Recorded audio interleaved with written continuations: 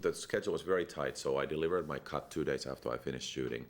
And when we looked at it with Bob Shaye and everybody else, we felt like, hey, this is pretty interesting, and some of it is pretty funny and some of it is pretty scary, but everybody was still very nervous about it until we had a test screening at Warner Hollywood on Santa Monica Boulevard. And I always remember that was my life's first test screening. I didn't really know what it meant and how it all worked.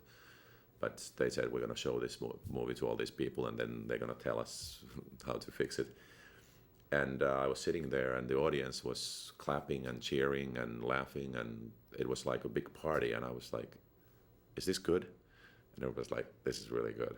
And the results of the screening were great, and we did a couple of tweaks on the editing, and then we nervously waited for the premiere, which was the opening of the movie, which was probably the next day. And I got into a limo. This was a big moment because I was absolutely sure that Bob Shaye hated me and was regretting that he had ever hired me.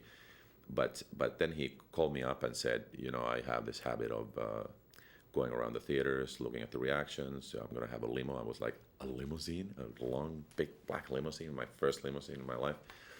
And he said yes.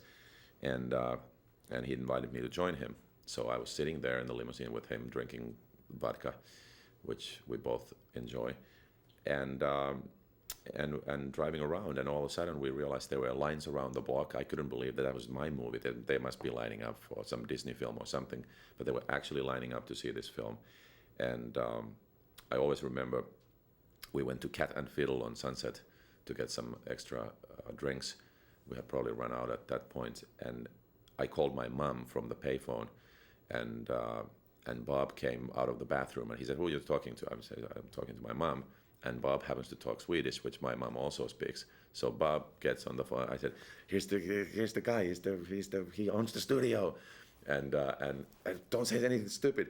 And I gave the phone to Bob, and Bob starts speaking Swedish to my mom and says, you have the best son. You should be so proud. He's made a great movie. And my mom is like in tears on the phone. He's made it.